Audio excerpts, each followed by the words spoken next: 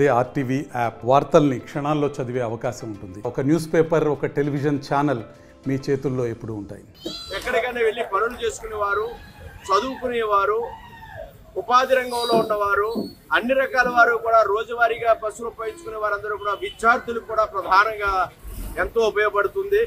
వారందరూ కూడా ప్రతి నెల ప్రతి ఒక్కరు ఇక్కడ మాట్లాడుతూ ఉంటే అందరూ చెప్తూ ఉన్నారు, 500 రూపాయల నుంచి 3000 రూపాయల వరకు కూడా మాకు ఈ రకంగా ఉచిత బస్సు వల్ల ప్రయోజనం ఉందనే మాట చెప్తూ ఉన్నారు. ఈ పథకం వల్ల చాలా మహిళలు చాలా సంతోషంగా ఆనందంగా ఉన్నారు.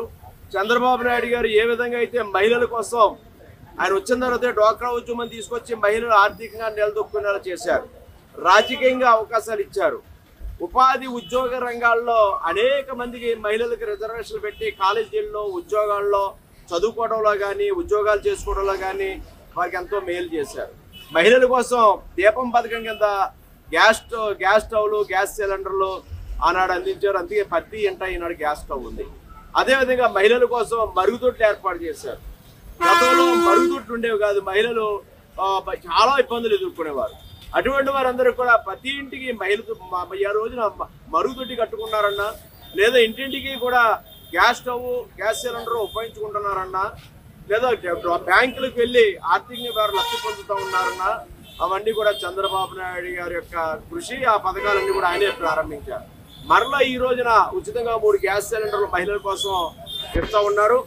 అదేవిధంగా ఈనాడు మహిళల కోసం ఉచిత బస్సు పథకాన్ని ప్రవేశపెట్టారు. మహిళలు ఆర్థికంగా నిలదొక్కుకోవాలని. ఎందుకంటే పూజ్య బాబూజీ చెప్పేవారు, ఒక మహిళ అర్ధరాత్రి ఒంటరిగా తిరిగినాడే నా దేశానికి నిజమైన స్వాతంత్రం వచ్చినట్టని. ఈనాడు మహిళలందరూ కూడా ఆర్థికంగా అభివృద్ధి చెందినప్పుడు, అన్ని రంగాల్లోనూ ముందుకెళ్ళినప్పుడే ఈ యొక్క దేశం కానీ, రాష్ట్రం కానీ, గ్రామాలు కానీ అభివృద్ధి చెందినట్టుగా భావిస్తూ ఈ స్వాతంత్ర దినోత్సవ రోజున మహిళలకు స్వేచ్ఛగా ఉచిత ప్రయాణానికి అవకాశం కల్పించినటువంటి చంద్రబాబు నాయుడు గారికి, పవన్ కళ్యాణ్ గారికి, మోడీ గారికి మరొకసారి హృదయపూర్వకమైన కృతజ్ఞతలు తెలియజేసుకుంటూ, మా అక్క చెల్లెళ్ళు, మా ఆడపడుచులు అందరూ కూడా ఈనాడు ఎన్నో విషయాలు వారు మాట్లాడటం జరిగింది. వారికి ఆనందకరమైనటువంటి ఈ పథకాన్ని ప్రారంభించినందుకు ఈ కార్యక్రమంలో పాల్గొంచిన మా అక్క చెల్లెలందరికీ, మా ఆడపడుచులందరికీ కూడా హృదయపూర్వకమైనటువంటి నా యొక్క కృతజ్ఞతలు తెలియజేస్తూ ఉన్నాను. ఆగస్టు 15 నాడు మనకి ఫ్రీ బస్ సర్వీస్ ని చంద్రబాబు నాయుడు గారు మహిళలకి ప్రొవైడ్ చేస్తున్నారు కాబట్టి అందరూ ఈ అవకాశాన్ని సద్వినియోగం చేసుకోవాల్సిందిగా కోరుతున్నాము. సో ప్రతిరోజు ట్రావెల్ చేసే విద్యార్థులకి, ఆ మహిళలకి ఆఫీసులకి అది వెళ్తుంటారు కదండి. అంతేకాకుండా ఒక విద్యార్థిగా నేను కూడా చెబుతున్నాను, అందరూ ట్రావెల్ చేస్తున్నప్పుడు చాలా యూజ్ అవుతుందండి. మనం నార్మల్ గా తీసుకుంటే పాస్ అయినా సరే, ఏ టికెట్ అయినా సరే ఎక్కువ అవుతుంది కదండి. కానీ ఇది చాలా చాలా మంచి అవకాశం. అందరూ బస్ ఎక్కేటప్పుడు మీ ఆధార్ కార్డ్ ని క్యారీ చేసుకోండి, మీకు చాలా యూజ్ అవుతుంది. 1 సంవత్సరం లేట్ అయినా సరే అన్ని ఆలోచించి కరెక్ట్ గా అమల్లోకి తీసుకొచ్చారు. సో అందరూ తెలుగుదేశానికి మంచిగా అభినందనలు తెలియజేస్తున్నాము. థ్యాంక్స్ అండి. మేము అటు నుంచి బయలుదేరి రావులపాలెం వచ్చాం. రావులపాలెం నుంచి పిఠాపురం దత్తాత్రేయ స్వామి గుడి దర్శనానికి వెళ్తున్నాం. అక్కడ పురోహితిగా దేవి దత్తాత్రేయ స్వామి గుడి ఉందన్నమాట, అక్కడ దర్శనానికి వెళ్తున్నాం అనమాట. ఫస్ట్ ఫ్రీ బస్ కి వెళ్ళడానికి చాలా సంతోషంగా ఉంది. పవన్ కళ్యాణ్ గారికి, సీఎం గారికి, ఈ పథకం అమలు చేసిన వాళ్ళకి అందరికి థ్యాంక్ యూ.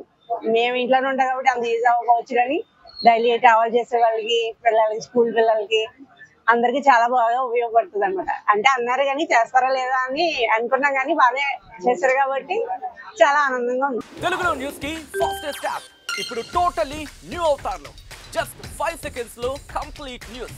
సోషల్ మీడియాలో ట్రెండ్స్ కి one stop solution. Live TV app voice search option తో ఇప్పుడే డౌన్లోడ్ చేయండి లేదా అప్డేట్ అయిపోండి. యాప్ లింక్ డిస్క్రిప్షన్ లో ఉంది.